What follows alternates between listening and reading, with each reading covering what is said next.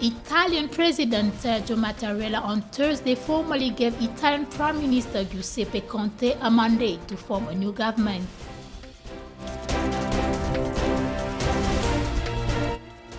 The Secretary General of the United Nations reaffirmed the full support of the UN to the peace process in Colombia and stressed that there is no justification for any return to arms.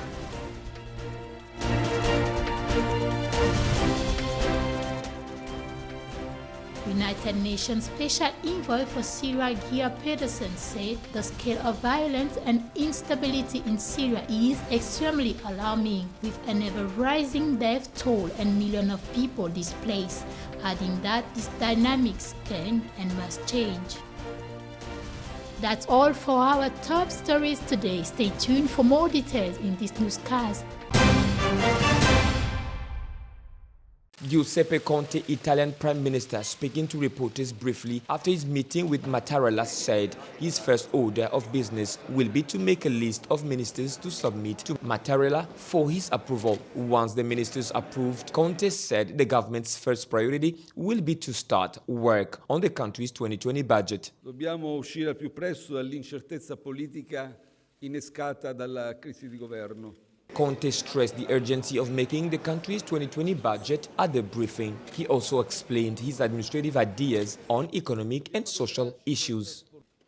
Stiamo attraversando una congiuntura economica che presenta alcune criticità.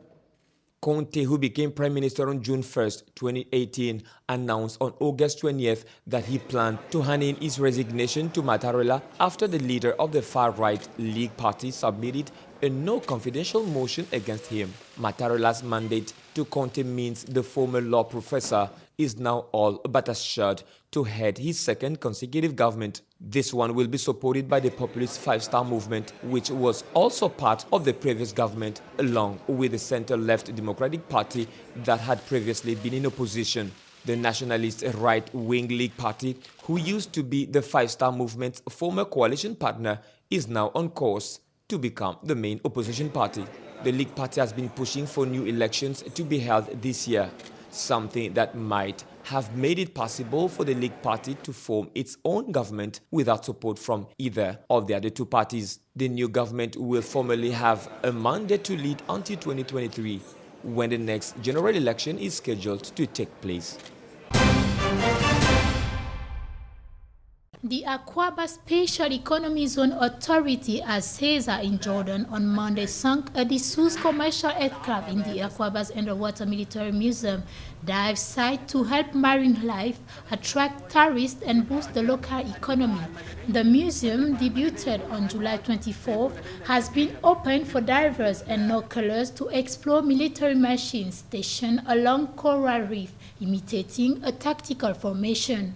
The formation of the museum consists of tank, an ambulance, a military crane, a troop carrier, an anti-aircraft gun, and 2 helicopters, among others, according to the report. All of the military equipment were thoroughly cleaned before sinking underwater to remove hazardous substances. This aircraft will become a new tourist site, and its depth fits amateur and professional divers to explore underwater world or go for a sightseeing in a glass-bottomed boat. The Red Sea water has moderate temperatures and warm current, providing an ideal environment for thousands of marine life and over 20 coral species. Submerging the plane is intended to promote the recovery of natural reefs, as it relieves pressure on them by drawing visitors away to an alternative site, according to ACESA officials. The allocations of these military equipments are places with rich currents, and the currents will bring lots of nutrition to advance the growth of the marine life, including corals.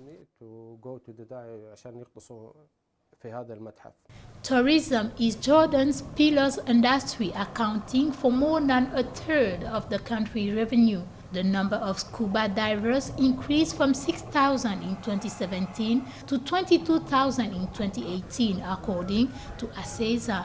Even though it cost more than $10,000 to lay out one single piece, the Underwater Military Museum has brought the tourists a mixed experience of underwater sport, environmental protection, and military exhibition promoting scuba diving in Aquaba and increasing tourist duration of stay.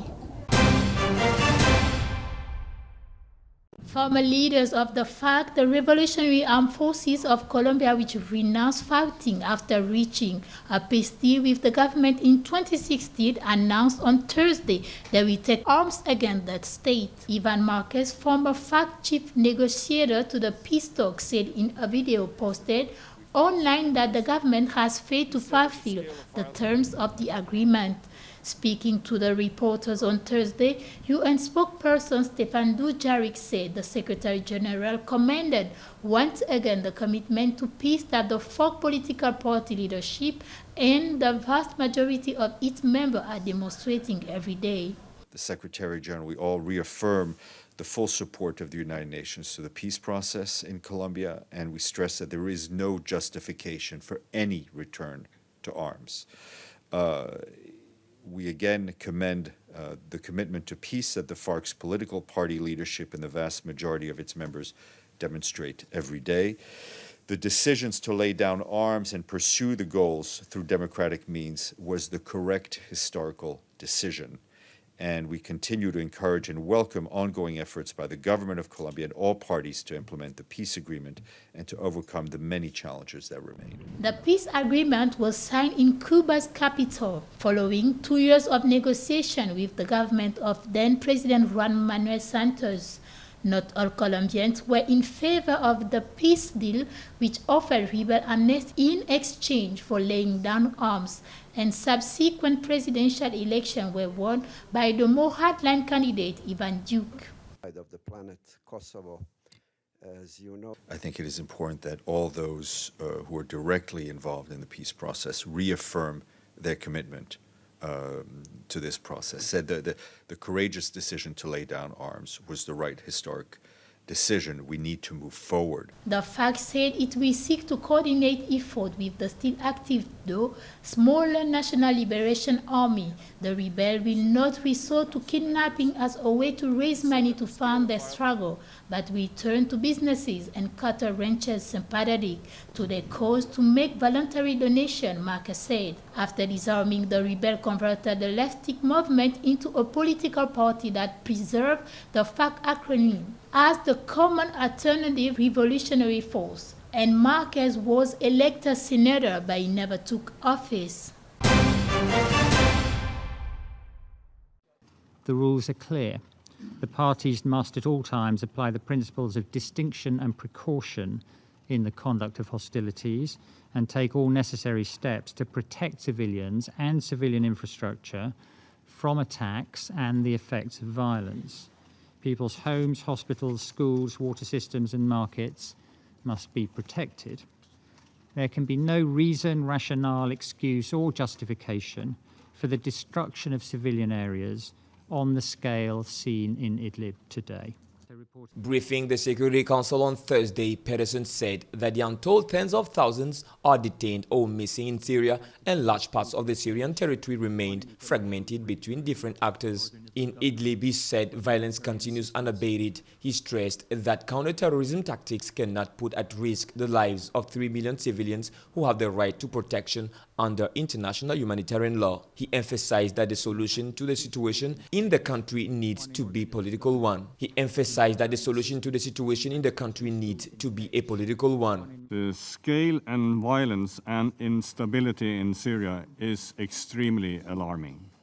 We have an ever-rising civilian death toll, millions displaced, untold tens of thousands detained or missing, large parts of the Syrian territory fragmented between different actors, confrontations between states on multiple axes, the resurgent ISIL stepping up its guerrilla attacks, and not yet the launch of a real political process. These dynamics can and must change. The special envoy said that despite the fighting, he has spared no effort in facilitating intra-Syrian negotiation to develop a new constitution and conduct free and fair elections under UN supervision. Under-Secretary General for Humanitarian Affairs Mark Lowcock said more than 500 civilians had been killed and many hundreds more injured since the start of the escalation in northwest Syria in late April. He said the World Health Organization and the United Nations International Children's Emergency Fund reported that 43 health facilities, 87 educational facilities, 29 water stations, and 7 markets had all been impacted by fighting since April. He called on the parties to ensure respect for international law, adding that the Board of Inquiry announced by the Secretary General would investigate incidents in northwest Syria which damaged or destroyed facilities which have either been deconflicted or received humanitarian support from the UN. These escalatory actions are extremely worrying. I urge all parties to respect the sovereignty of Syria and indeed all states in the area by refraining from attacks and provocations and showing maximum restraint both in actions and in rhetoric. Lowcock said the UN was continuing to carry out relief operations and has reached 6 million people around the country this year. He urged the countries which made pledges at the Brussels conference in April to take action to implement them.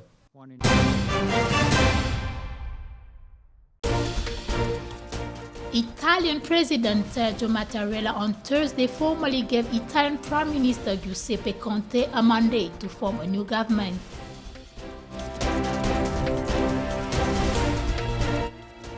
The Secretary General of the United Nations reaffirmed the full support of the UN to the peace process in Colombia and stressed that there is no justification for any return to arms.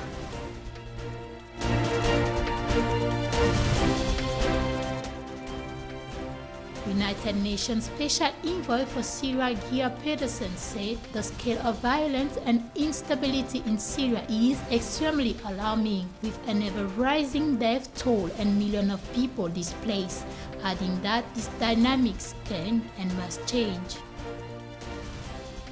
That's the end of our newscast of the day, but keep watching G24 for further news.